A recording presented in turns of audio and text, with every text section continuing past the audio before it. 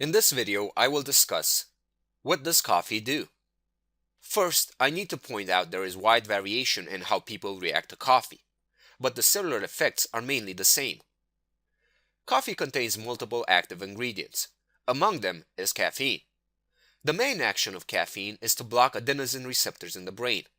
In other words, caffeine inserts itself in places where adenosine should insert itself. With long periods of wakefulness, adenosine accumulates in neurons as a result of ATP breakdown. Adenosine from inside the neurons is transported across cell membranes into the extracellular space. This increases levels of adenosine.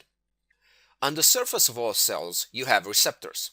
Cell receptors are just like locks. Caffeine competes with adenosine in trying to occupy the keyholes of these locks. But caffeine is a different sort of key from adenosine. Because of this, caffeine increases brain metabolism. By increasing brain metabolism, it reduces the feelings of drowsiness, brain fog, and fatigue. It also stimulates neurons into passing messages faster. The problem is, this doesn't actually give you energy. What it does is mask tiredness. So you are still tired, you just don't feel it.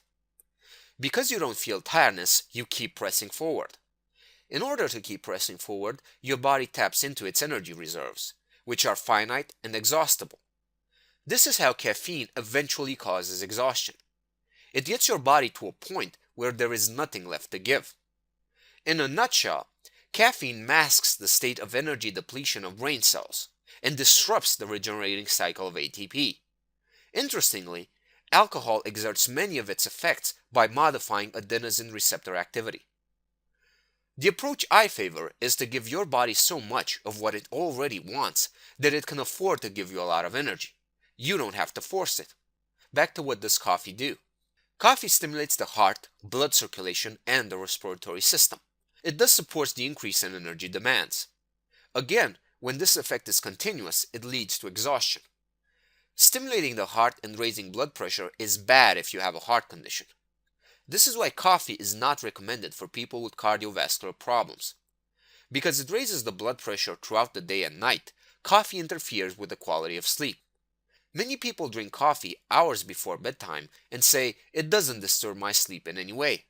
But even if you don't feel it, the quality of your sleep is decreased.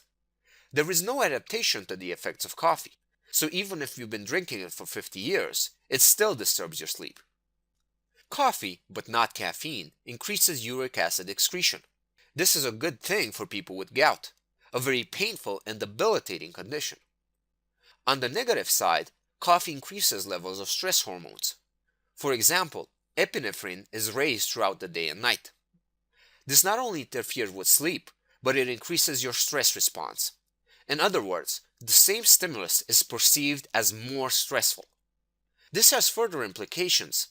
Emotional stress and increasing stress hormones activates the flight or fight response. This chemically communicates to your body you are in a life or death situation. And this changes the priorities of your body. It focuses on the immediate as opposed to the long term. This means systems such as digestion, immunity, and detoxification will be depressed. This is because these systems are only useful if you are going to be alive tomorrow. Depressing these systems in the long run leads to a body which has nothing left to give. It is drained, exhausted, worn out, and ready to be thrown out. But coffee is not completely bad. It can allow healthy individuals to train at the edge of their abilities. It can be used to stay awake in situations where falling asleep can actually kill you. And there is even research that shows it can increase intelligence, when combined with proper training, of course. In this video, we have discussed what does coffee do, both in terms of positives and negatives. If you want to learn more interesting things about coffee, then go to damianalexander.com/coffeepdf. If you want to learn more about critical nutritional supplements, life extension, and disease prevention, then subscribe to my YouTube channel at Damian Alexander's Vids.